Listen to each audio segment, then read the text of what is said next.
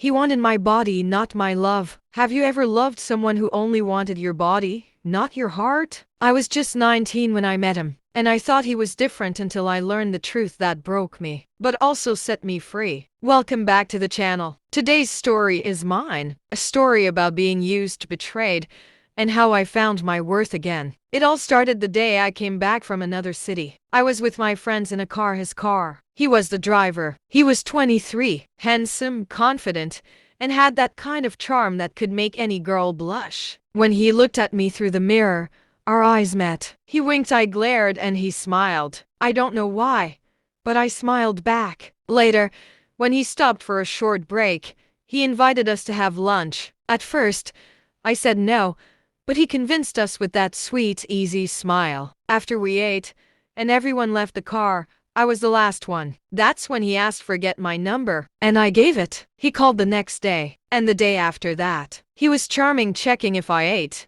if I was okay, if I was smiling. He gave me attention I'd never felt before, more than my first ex ever did. Within 2 weeks we were dating. He said he loved me, that he wanted to marry me. He even said he would wait for me until I finished my studies. I believed him every word, every promise. I even told my mom about him, before I knew who he really was. The first time I saw his real side was when he started talking about sex. I said no. He smiled and said, okay, but kept trying to convince me. Still, I refused. I wanted love, not lust. Then one day, I was feeling down. He called, told me he had a surprise to cheer me up. He said he rented something for our future. I was excited. I thought maybe he planned something special. But when I arrived, I saw a bed through the window. It wasn't a home, it was a pension. I froze.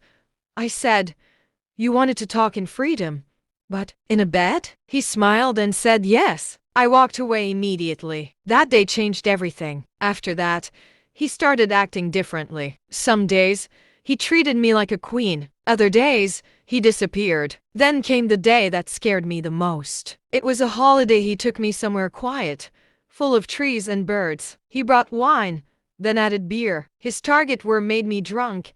Then he wanted to hurt me by pretending drank. I drank 1 glass slowly, and when he tried to kiss me, I stopped him. He offered more. I spilled it. He got angry. His plan failed, and he drove me home in silence. After that, all he talked about was sex. I realized this relationship wasn't love. It was dangerous, toxic. He started ignoring me, stopped calling, stopped checking on me. Then one day, he called and said, if you love me, prove it, sleep with me. I said, if you love me, don't ask me that. He said, I'm a man. I can't control my emotions. We argued, and the call ended. The next day, he said it again. I asked, do you love me more than your emotions? He said no, and that was the moment I knew everything was over. I cried all night. My eyes were swollen when my mom saw me. She asked what happened, and I told her everything. She understood, and for the first time,